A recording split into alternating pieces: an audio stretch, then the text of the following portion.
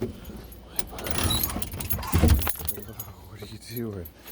Yeah, I was only gone for a little bit. Bus life. Is it all it's cracked up to be? I'm cleaning, doing some upkeep with the surroundings here. I've noticed that we haven't used this cabinet, that cabinet, or the one there on the end since Easter, effectively. I mean, more or less, right? I got to thinking, well, I might as well go through here and pretty much just get rid of everything in these cabinets effectively, since it hasn't been used since Easter. Because if it hasn't been used since Easter, very likely it's not going to get used after this point. So, I'm going to do some spring cleaning, or end of summer cleaning, I guess fall cleaning. Because that's the reality of living in a small space. You live, you assess, you reassess, you revamp, you do it all over again. Wash, rinse, repeat. And unfortunately, this right here is also a reality of bus life. See that right there? That is a hole. I dropped this bag, a bunch of cereal came out of here because, you guessed it, mice. Mice are a very, very real thing when living in any sort of mobile vehicle, honestly. Mice are a real thing when you live in a regular old fucking house.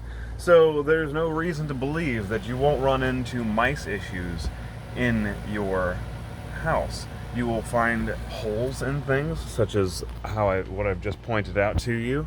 You will also find sign underneath and between the stuff in your cabinets, such as your cans and boxed foods and what have you. So, if at all possible, when you are storing your foods, if it's cardboard, if it's plastic, if it's paper, it can be chewed through. Don't keep it in that. Put it in something heavy plastic. Put it in glass if you can. If you do put it in glass, make sure it's very secure and safe from bumping into each of the glass containers. Don't bump into each other. They can't fall off of things because obviously in a moving vehicle, glass could be a road hazard, if you will. Another harsh reality about living in a small space is the fact that you have a smaller floor area, and having a smaller floor area means that you have a smaller floor area to look at. Therefore, you notice the dirt, you notice the hair, you notice the debris. If you're walking outside and then coming back inside, you are bringing in dirt. If you're bringing in dirt, it's getting deposited onto your floor, and that means that you need to sweep up constantly. I swept up yesterday, and look at this.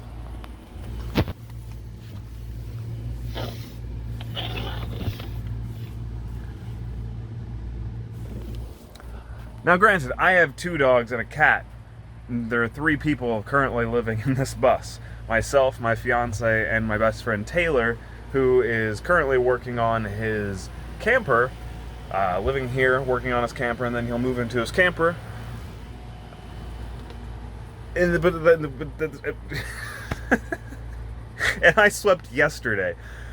And clearly I'm at a loss for words. It's ridiculous how quickly dirt and debris and not trash, I mean, we keep the trash off the ground, but it's amazing how quickly your floors will get dirty. So, that's another thing to take note of. Another harsh reality when living in a vehicle is that the floors will get dirty very, very, very quickly. I'd like to be perfectly clear that we not only swept the floors once yesterday, but we swept our floors twice yesterday. And I believe it's time to sweep them again. So I'm going to give it a shot. And once I'm done sweeping their floors, I'm going to show you how fucking much dog hair and dirt we get just from one day. And granted, we swept twice yesterday. I'll check in a second. So update. I got the bathroom. And I got this little section right here.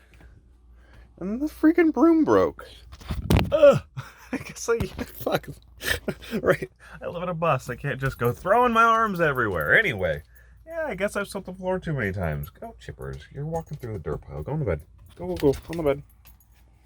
Go. On the bed. Yeah, good boy. Who's a good puppy? I guess I've swept the floor too many times. So I guess I'm getting on my hands and my knees. I'm gonna sweep it with just a little guy. Look at all that. One day, guys. Literally one day. Are you kidding me? So you saw this pile. But then there's also this pile all the way back here. So from the front to the back of the bus, we have two fairly large piles of freaking hair. Like, how ridiculous is that?